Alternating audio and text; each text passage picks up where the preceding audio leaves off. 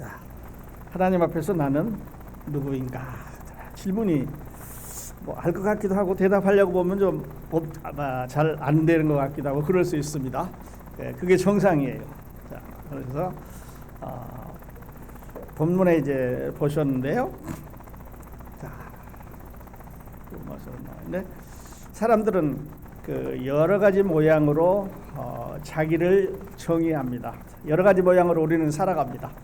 자, 나는 가장 쉽게는 누구 엄마다, 누구 할머니다, 나는 어느 학교에 다닌다, 또 어느 직장에 다닌다, 나는 신앙을 가진 사람이다, 아니면 신앙을 가지지 않는 사람이다, 나는 명예를 최고로 여기는 사람이다, 나는 돈을 제일로 여기는 사람이다. 여러 가지 이름으로 살아갑니다. 여러분은 어떤 이름으로 오늘 아침에 자신을 정의할 수 있을 것 같습니까? 한번 정의해 보시기 바랍니다. 자, 우리 목회하는 사람들은 목사가 되기도 하고, 저는 이제 전까지만 해도 지난달까지만 해도 기독교 방송국 이사장이다, 국장이다 이랬는데 지금은 이제 이사장이다. 그러면 내가 누군지를 나타내는 거예요. 나는 우리 이 권사님 같으면 우리 손자들의 할머니가 될 수도 있고, 우리 선영이 엄마도 될 수 있고, 뭐 여러 가지 이름으로 할 수가 있겠죠. 역할로 우리는 설명이 되기도 하고, 성과로 평가를 받기도 합니다. 나는 과거에 뭘 했다, 나는 큰 사업을 했었던 사람이다, 나는 이렇게 훌륭한 일을 했었던 사람이다, 또 반면에 나는 이런 어려운 가운데 살았던 사람이다 라고 이야기를 할 수가 있겠습니다. 자, 여러분 자신의 이름을 붙인다면 어떤 이름을 붙일 수가 있겠습니까? 다음 번을 한번 보시기 바랍니다. 그러나 우리는 하나님 앞에 설 때 우리가 세상에서 가지고 있는 업적, 우리가 세상에서 이루어놓는 것은 아무것도 아닙니다. 그거는 계산할 필요가 없는 거예요. 그러니까 그거는 우리 가면을 다 이렇게 벗으면, 옷을 다 벗으면 우리의 본체가 드러나듯이 우리가 하나님 앞에 설 때 우리는 과거에 공부를 잘했습니다, 뭐 어느 학교에 다녔습니다, 아니면 누가 결혼했습니다, 아이가 몇이었습니다, 뭐 이런 얘기를 이제 세상에서 할 수가 있을 텐데, 돈이 얼마나 많았습니다, 어떤 집에 살았습니다, 어느 동네에 살았습니다, 누구하고 친구였습니다, 어느 교회에 다녔습니다, 이런 게 세상에서는, 세상 사람들 사이에는 우리를 나타내는 말로 쓸 수가 있습니다. 또는 나는 어디 출신입니다, 나는 고향이 어디입니다, 이게 할 수가 있겠죠. 근데 하나님 앞에 설 때는 이게 다 설득력이 없어요. 하나님, 나는 어디서 태어났습니다, 그래서 하나님, 나는 누구와 결혼했습니다, 그 다음에 하나님 앞에 우리 섰을 때는 하나님이 묻는 것이 있습니다. 그래서 직분도 내려놓으시고요, 업적도 내려놓으시고요, 사람도, 또 사람들의 평가도 내려놓으시고 하나님 앞에 서실 수 있기를 바랍니다. 자, 그래서 다시 묻습니다. 나는 누구냐? 사순절은 바로 이 질문에 대한 답을 하는 시간입니다. 하나님 앞에 나는 과연 누구냐? Who am I before God? 하나님이 넌 누구냐? 이렇게 물어봤을 때 저 거시기 난 저 아시잖아요. 이거 아니잖아요. 나 좀 교회 열심히 다녔어요, 아시잖아요. 그건 아니에요. 하나님, 나 새벽기도도 나가고 11조도 하고 선교도 하고 뭐 많이 했잖아요. 돈 많은 사람 없다면 교회도 지어주고. 그러면 교회 안 지어준 사람은 하나님 앞에 이름이 없는 건가요? 그렇잖아요. 한국 교회만 새벽기도가 있어서 한국 성도님들이 열심히 기도를 해요. 미국 교회는 내가 23년 동안 있으면서 새벽기도 하다는 얘기는 없어요. 그런 단어 자체가 없습니다. 그거 다만 토요일 날 오셔서 우리 아침 같이 먹으면서 이야기합시다. 그래서 펠로십 브렉퍼스트라는 게 가끔 있는데요, 우리처럼 막 새벽에 모여서 5시 반에 모여서 쥐악 뜨는 데는 한국만 있는 것 같아요. 그러면 하나님 앞에 섰을 때 너는 한국에 왔으니까 카운트 받고 한국 외에 다른 모든 나라에서 온 사람들은 그럼 크레딧 못 받는 건가요? 그런 거는 아니라고 생각해요. 문화에 따라서 좀 다르겠습니다만은, 그래서 하나님 앞에서 오늘 아침에 생각해보자. 나는 누구냐? 자, 이 질문 예배 끝날 때까지 준비하시기 바랍니다. 아직 준비가 안 되셨으면 오늘 준비하시기 바라고요. 만일에 준비가 되셨으면 확인하실 수 있는 시간이 되시기 바랍니다. 자, 우리 하나님 앞에 서면 십자가 앞에 제가 지금 서 있는데요, 우리의 가면이 벗겨지고 본질이 드러납니다. 우리 자신이 이제 나타나게 되는데요. 우리는 세상에서 우리 자신을 나타내려고 하는 것이 아니라 하나님 앞에서 나를 정의해 보려고 하는 것입니다. 자, 난 누구냐? 우리 황기식 집사님 나오셨는데 하나님이 너 누구냐? 이렇게 물으면 저 벌써 황기식 아시잖아요. 그거 말고 하나님하고 관계, 어떤 관계가 있느냐 하는 것을 우리 정체성을 한번 따져보자는 거죠. 그래서 아까 요한복음 1장 12절에서 우리 같이 했었습니다마는 나는 제일 중요한 게 하나님의 자녀입니다. 이것은 관계성입니다. 관계. 어떤 관계냐? 나하고 하나님하고 아시잖아요. 이런 관계가 아니에요. 교회를 지었습니다. 안 지었습니다. 이런 관계가 아니에요. 그건 더 다음 이야기에 할 수 있는 거예요. 제일 먼저 거는 요한복음 1장 12절 보는데 영접하는 자 곧 그 이름을 믿는 자들에게는 하나님의 자녀가 되는 권세를 주셨으니 이것은 하나님께서 나한테 물으시는 게 아니에요. 하나님께서 믿는 사람에게 주셨어요. 선포하셨어요. 너 믿냐? 네, 믿습니다. 그러면 너는 내 자녀가 됐다고 하나님께서 선언해 주셔서 선포해 주셨어요. 너 몇 살이냐, 얼굴이냐, 학교 거리냐, 누가 교회냐, 아이들이면 이거 하나님 안 물어보시고 너하고 나하고 관계에서 믿느냐 안 믿는다를 물어보시고 하나님께서 일방적으로 너는 내 자녀가 되는 권세를 주셨다고 선언을 하셨습니다. 그러니까 우리는 하나님의 자녀인데요. 불행하기도 많은 사람들은 자녀로 살아가는 것이 아니라 이렇게 살아갑니다. 자, 우리는 일꾼이 아니에요. 우리는 하늘나라 가기 위해서 열심히 일하는 종이 아닙니다. 종은요, 저희 어렸을 때 이제 집에 이렇게 일꾼들이 있거든요. 너무 그때는 가난하니까 사람들이 다른 부잣집에 가서 일을 해주고 그걸로 이제 생계를 유지해가고 그러는데 일을 해주는 사람들 보면 아침부터 들에 나가서 일합니다. 그리고 이제 점심 먹고 또 오후에 나가서 일합니다. 저녁에 있는 일이 있으면 또 일하는 것은 그 밥을 얻어먹기 위해서 아니면 세경이라고 그래서 1년 일한 것을 받아가기 위해서 일을 합니다. 요즘으로 말하면 월급이라고도 해볼 수가 있겠어요. 우리는 일꾼이나 종이 아니에요. 일꾼이나 종은 밭에 나가서 일을 해야 삭슬 받습니다. 일을 해야 대가를 받습니다. 그리고 종은 방 안에 주인과 함께 생활할 수가 없는 거죠. 종은 종살이 아니면 일꾼은 일꾼들이 머무는 데가 있는데 우리는 하나님이 우리의 주인이 아니에요. 만일에 하나님이 우리의 주인이라면 우리는 일해야 됩니다. 어디 가려면 하늘나라 가려면 일해야 됩니다. 어디 뭘 하려면 하나님과 가까이 가려면 관계를 맺으려면 일을 해야 돼요. 어떤 일을 해야 됩니까? 하나님이 시키는 일을 그대로 해야 되는데 그 시키는 일의 종류가 언제도 말씀드렸습니다마는 613가지예요.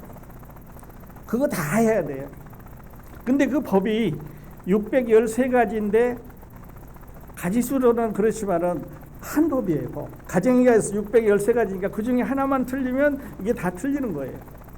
이거를 줄여놓은 거를 10계명이라고 하는데 10계명은 10가지 법이 아니라 한 가지 계명에 10가지가 달려 있어요. 그러니까 그 중에 하나만 망가지면 다 망가지는 거예요.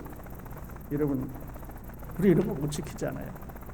그래서 우리는 더 열심히 일하고 더 충성하는 하나님과 나와의 관계가 아니에요. 여러분, 오늘 아침에 하나님 앞에 서 있으면 우리는 십자가를 바라보면서 우리는 내가 종입니까? 자녀입니까? 이렇게 한번 물어보십니다. 자, 일꾼이 아닙니다. 종이 아닙니다. 하나님은 우리의 주인이 아니에요. 더 열심히 일해야, 더 충성해야 보상을 받는 관계가 아닙니다. 만일에 그렇다고 하면 오늘 우리의 신앙은 잘못된 신앙이고 성경이 가르치는 신앙은 아닙니다. 근데 많은 사람들은 종교를 위해서 아니면 교회를 부흥시키기 위해서 이런 제도를 만들어서 사람들을 일하게 만들고 그들의 자유를 누리지 못하게 이렇게 하는 것을 볼 수가 있습니다. 자, 우리는 하나님의 자녀입니다. 하나님의 자녀라는 이야기는 내가 일을 해야 아버지가 밥 주는 게 아니잖아요. 내가 열심히 하지 않으면 집에서 쫓아내는 그런 관계가 아니잖아요. 어느 아이가 그림을 그렸습니다. 아이가 그림을 그렸기 때문에 우리 올리비아가 이제 패트릭 생일날 그려준 그림이 있어요. 지금 보면 좀 웃음도 나오고 그래요. 그런데 그 그림을 잘 그렸기 때문에 우리가 액자에다 넣는 게 아니고요.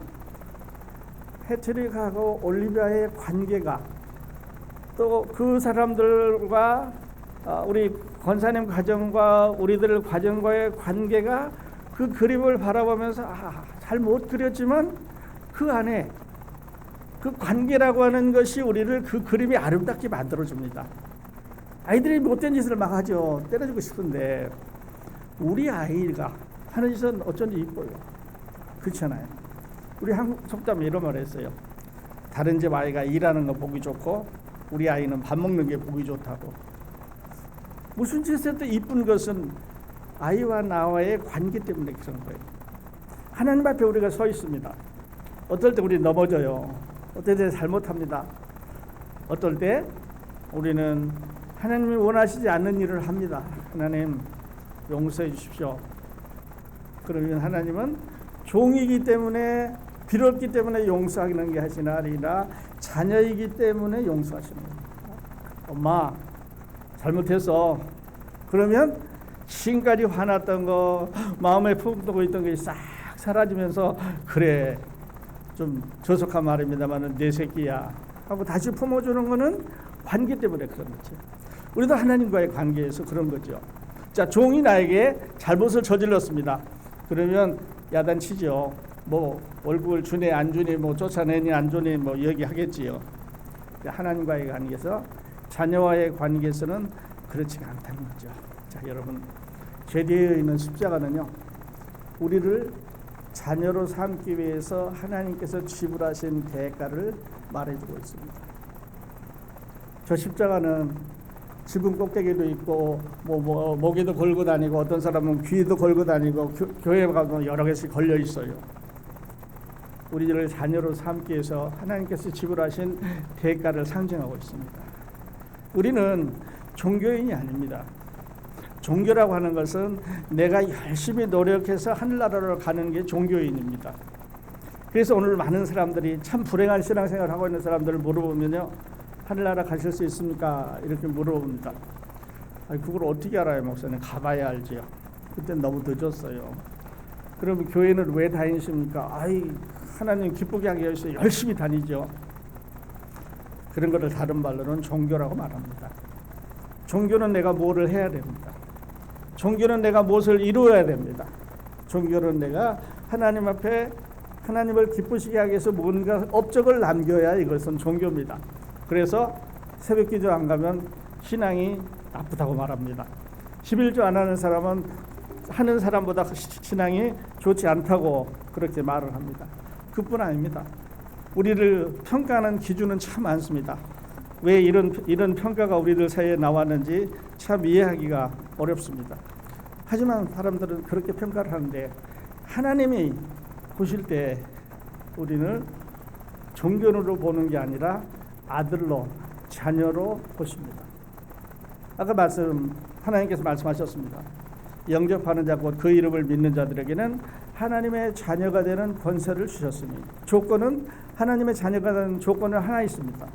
이거는 성경을 많이 외워야 된다. 찬양을 잘해야 된다. 교회를 열심히 다녀야 된다. 11조를 해야 된다. 새벽기도 나가야 된다. 성수주일 빠지면 안 된다. 선교해야 된다. 뭐 이런 조건이 아니잖아요. 어떤 조건이에요?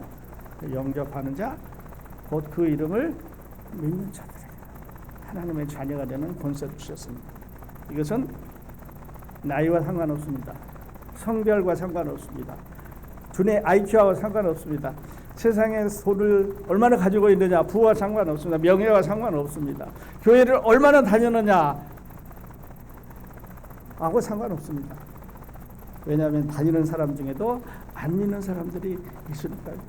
영접하지 않은 사람들, 영접할 줄 모르는 사람들이 우리 주변에 많이 있으니까요.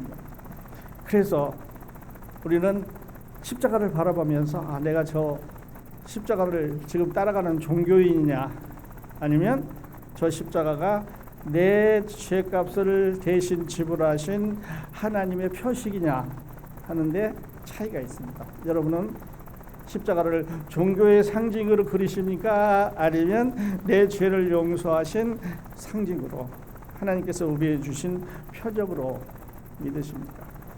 결도는 여러분 하실 수 있을 바랍니다. 두 번째는요, 신분의 정체성에 관한 문제입니다. 신분. 나는 의롭다함을 받은 자입니다. 하나님께서 우리를 의롭다고 선언해 주셨습니다. 우리가 믿음으로 말미암아 의롭다함을 받았으니. 똑같은 요한복음 1장 12절이나 로마서 5장 1절에 8장 1절인데 잘못습니다. 8장 1절은 영접하는 자고 그 이름을 믿는 자들에게는 하나님의 자녀가 되는 권세를 주실 것이니 아니고 주시니 아니고 주셨으니 과거입니다. 여기도 우리가 믿음으로 말미암아 의롭다함을 받을 것이니 아니고 받으니 아니고 받았으니예요. 그러니까 과거지예요. 믿는 때 받는 겁니다. 영접할 때 하나님의 자녀가 되는 거예요. 그러니까 내가 지금 됐느냐 안 됐느냐 하는 건 하늘나라 가봐야 된다고 하는 말은 사탄의 속임수예요. 네가 그걸 어떻게 알아? 가봐야 알지. 그렇게 말하고 사탄은 열심히 일하게 만들고 열심히 봉사하게 만들고, 그러나 예수 그리스도의 십자가가 무엇인지 모르고 하는 장님 같은 신앙들을 가지고 있는 게 오늘 우리의 문제입니다. 다시 보면 우리가 믿음으로 말미암아 의롭다 하심을 받을 것이니 아니고 받으니 아니고 받았으니 과거 아니에요. 그러니까 내가 지금 의롭게 되었느냐 안 되었느냐는 지금 알 수가 있는 거예요. 여러분 오늘 아침에 하나님 앞에 서셨습니다. 나는 의롭다함을 받은 자인가 아닌가 보실 수가 있잖아요. 긴가민가 합니까? 왔다 갔다 하면 아니죠. 우리는요 여전히 부족한 사람들이에요. 여전히 부족합니다. 실수합니다. 넘어지기도 하지요. 그래서 우리는 스스로 이렇게 우리 자신을 바라보면서 에이 나는 왜 모양이냐, 왜 모양이야. 결정했으면 가야지. 교회도 몇 번 가다가 싫고 성경도 읽는다 하다 싫고 구절도 외운다 하다 싫고 뭐 하다 보니까 그냥 잘 안 돼. 그래서 나는 아직 멀었나 보다. 하나님 앞에 가려면 아직 멀었나 보다. 이렇게 자기 자신을 생각해 볼 수가 있습니다. 그런데요, 십자가는 감정이 아니에요. 감정이라고 하는 것은 내가 오늘 좋을 수도 있고 나쁠 수도 있습니다. 오늘 기분이 좋을 수 있고 오늘 기분이 나쁠 수 있습니다. 이거는 감정이잖아요. 우리 생각. 어떨 때는 막 하늘로 올라가는 것 같기도 하고 오늘은 땅바닥에 떨어지는 것 같기도 하고 감정이잖아요. 우리는 울기도 하고 웃기도 하고 즐거워하기도 하고 슬퍼하기도 합니다. 외로워하기도 하고 괴로워하기도 하고 감정입니다. 그런데 하나님께서 우리에게 선언해 주신 것은 감정이 아니라 의롭다고 하시는 선언이 이게 전혀 다른 겁니다. 감정은 우리의 생각이에요. 그런데 의롭다 하시면 하나님의 선언입니다. 내가 어떤 모양이든지 내가 부족하든 내가 실수하든 내가 넘어지든 나는 이 모양이냐고 우리 자신을 책망하든 그거하고 상관없이 하나님께서는 우리에게 너는 의롭다 하고 선언해 주셨습니다. 그러니까 하나님과의 자녀의 관계가 돼도 우리는 넘어질 수 있고 실수할 수 있습니다. 괴로워할 수도 있고 외로워할 수도 있고 행복할 수도 있습니다. 그러나 문제는 그 다음에 어떻게 해결되느냐가 문제인데, 다음을 이렇게 한번 생각을 해 보십시다. 십자가는요 단순히 죄를 덮는 사건이 아니에요. 십자가는 신분을 바꾸는 사건입니다. 그래서 뭐에서 죄인에서 의인으로, 버려진 자에서 받아들여진 자로 바꾸는 사건입니다. 자, 오늘 아침 십자가 여러분 앞에 앉으셨는데요. 여러분은 이 십자가를 어떻게 바라보십니까? 바로 이 십자가가 여러분을 죄인에서 의인으로 바꿔주신 상징입니다. 목에 걸라고, 귀에 달라고, 예배당 꼭대기에 붙여놓으라고, 물론 보면 생각날 수 있겠지만, 그러나 이 십자가는 죄를 덮는 게 아니에요. 한국에 있었던 교파 중에 하나가 큰 잘못을 했다는 걸 여러분 잘 알아요. 그래서 우리는 구원받은 다음에 어떻게 살아도 된다. 극단적으로 말해서 살인을 해도 되고 어떻게 살아도 된다. 다만 예수님 구원만 받으면 된다. 이렇게 말했던 사람들이 한동안 한국을 시끄럽게 했습니다. 그런데 십자가는 단순히 한 번 죄를 덮는 사건, 원타임 모먼트로 끝나는 사건이 아니에요. 이거는 죄를 덮었기 때문에 이제 신분이 바뀌었기 때문에 종이 아니고 아들이기 때문에 아들로 살아가야 되는 겁니다. 전에는 종으로, 죄인으로, 하나님을 무서워하는 사람으로, 지옥 가는 사람을 형벌받는 사람으로 살다가 이제 그리스도의 십자가를 통해서 내가 구원받은 다음에는 아들이 되었으니까 아들로 살아가야 됩니다. 왕이 되면 왕의 아들로 살아가야 됩니다. 그렇잖아요. 하나님의 자녀가 됐으니까 하나님의 자녀로 살아가야 돼요. 그런데 살려고 보면 굉장히 힘듭니다. 이거 어떻게 해야 되는지 하다 보면 자꾸 실수를 하니까 잊어버린데 방법이 있습니다. 그래서 내가 하려고 하기 때문에 그렇습니다. 자, 종이 주인의 아들이 됐습니다. 주인의 아들이 돼서 이제 종으로 살아가던 습관이 나에게 있는 거예요. 가서 아무데나 앉고 그냥 털썩거리며 먹는 거, 입는 거, 생활하는 거, 옛날 습관이 그대로 남아 있어요. 그래서 우리는 이거를 옛날의 나, 과거의 나라고 말합니다. 우리 구원받기 전에 다 그렇게 살았어요. 근데 신분이 딱 바뀌고 나서 아들이 된 다음에 갑자기 아들로 하려고 그러니까 잘 안 돼. 그래서 뭐 아버지한테 쌍말도 하게 되고 엄마한테 대들기도 하게 되고 집안 여기저기 막 어지러 놓기도 하고 아들로서의 살아가는 품성이 아직 안 됐습니다. 그러면 우리는 나는 안 됐나 보다 이렇게 자신을 책망하는데 그런 게 아니라 하나님께서 성령이라고 하는 제3의 하나님을 우리 마음 가운데 주셨습니다.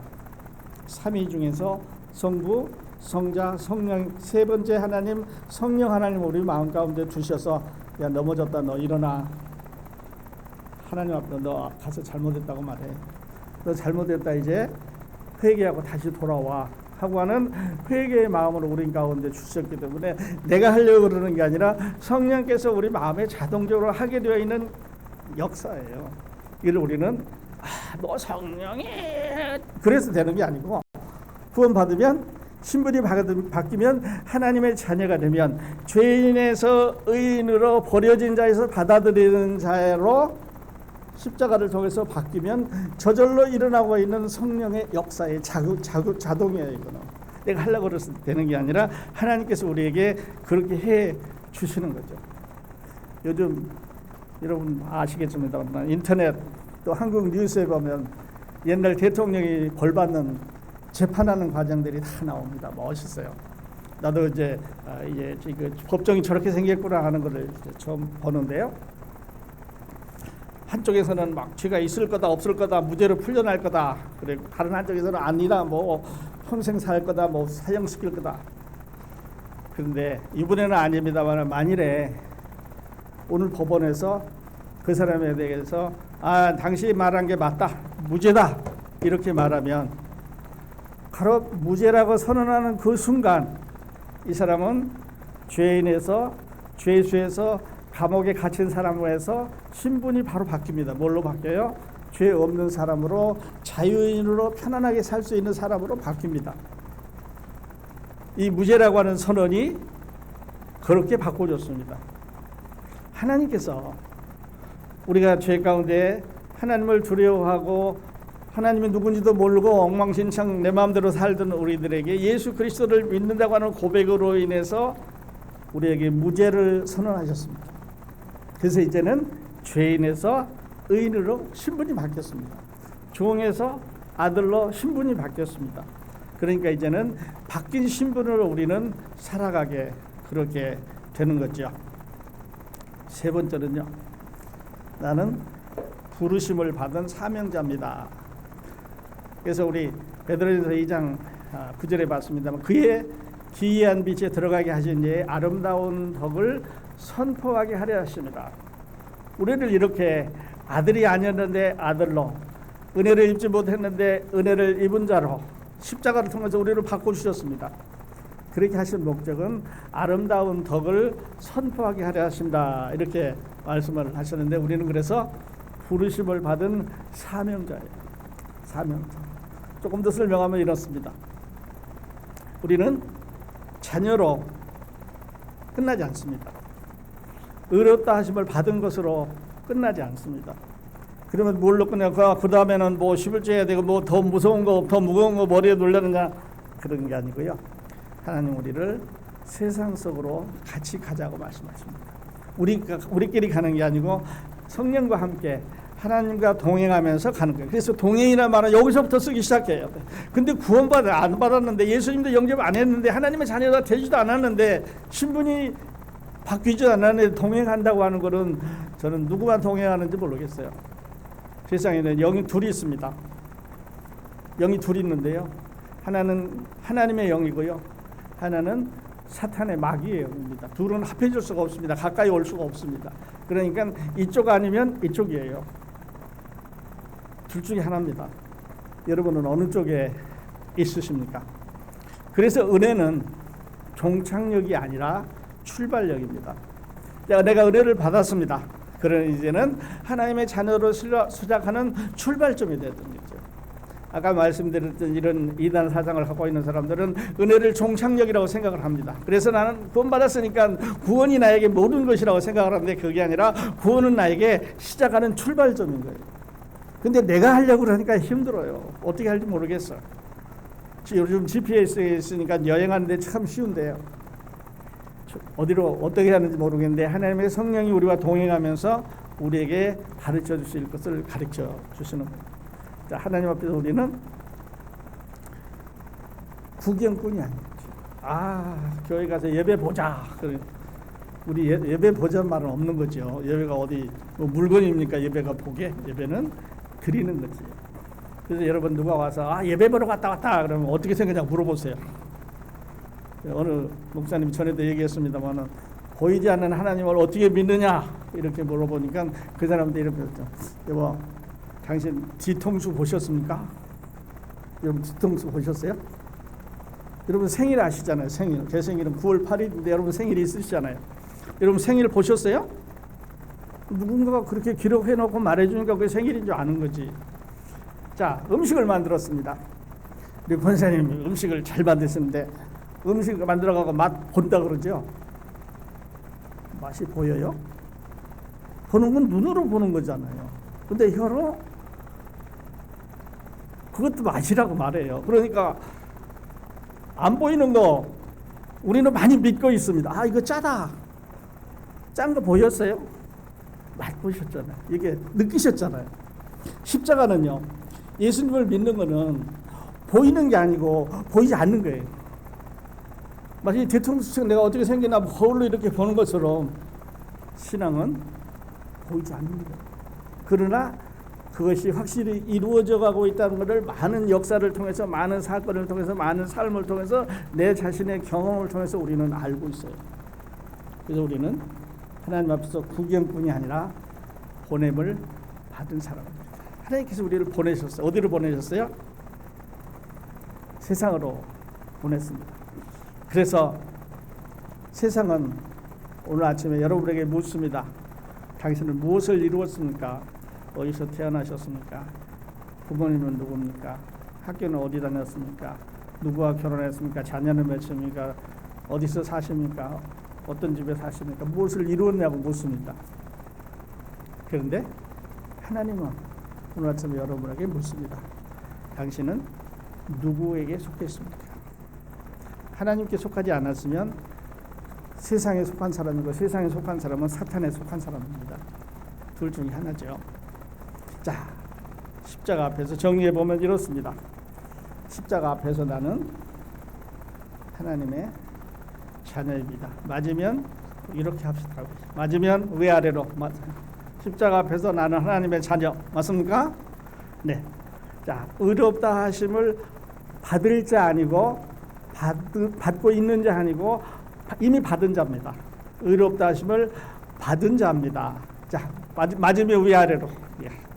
잘 모르겠으면 하나님 앞에서 물어보시다. 그리고 부르심을 받은 사명자입니다. 여러분 하나님이 부르셨습니다. 자, 이렇게 세 가지 질문을 드리고 싶습니다. 질문을 두 번 드리겠는데요. 첫 번째는 나는 아직도 종처럼 하나님을 섬기지는 않은가? 하나님 하라 그러니까 무서워서 이거 안 한다 그러면 천당 못 간다 그러니까 무서워서 끌려다니면서 종처럼 이런 생활을 하고 있지는 않는가? 혹시 하나님을 버릴까 봐 두려워하지 않는가? 종은 버리기도 하고 바꾸기도 하고 나가 팔기도 하고, 그러나 아들은 바꾸기도 하고 팔기도 하고 쫓아내기도 하고 못하시잖아요. 마음에서 못하시잖아요. 종처럼 하나님을 섬기고 있지는 않은가? 그렇다면 오늘 아침에 이 십자가를 한번 바라보세요. 하나님, 내가 잘못 알았습니다. 오늘부터는 내가 종이 아니라 자녀로, 종이 아니라 딸로, 하나님의 식구로 섬기겠습니다. 가족으로 섬기겠습니다. 이렇게 한번 마음으로 하나님을 깨어나보면 좋을 것 같아요. 두 번째는요, 나는 여전히 죄인의 정체성에 묶여있지 않는가? 조금 잘못하면 이거 하나님 나 싫어하시겠는데? 이렇게 죄인의 정체성에 묶여서 하나님을 두려워하는 대상으로 보고 있지는 않은가? 물론 죄를 지으면 안 됩니다. 그러나 하나님은 사랑이시고, 하나님은 여러분을 위해서 아들을 희생하신 그 위대한 사랑을 우리에게 보여주신 분입니다. 죄인의 정체성에 묶여있다면 오늘 아침에 이 죄의 쇠사슬에서 여러분 푸시기 바랍니다. 어떻게? 십자가를 바라보세요. 십자가는 내 죄를 사슬에서 풀어준 열쇠입니다. 그런데 거기에 누가 있어요? 하나님의 아들. 우리를 위해서, 여러분을 위해서 돌아가셨습니다. 그리고 오늘 아침에 묻습니다. 아직도 죄에 묶여 있느냐고. 여러분, 예수님 십자가에 2000년 전에 돌아가셨는데 아직도 묶여 있다고 하면 그럼 예수님은 헛죽음이잖아요. 다른 말로 하면, 좀 상스러운 말로 한다면 개죽음이에요. 나하고 상관없는 죽음이지요. 왜냐하면 여러분이 안 믿으시니까. 근데 믿는 사람에게 십자가는 아름다움,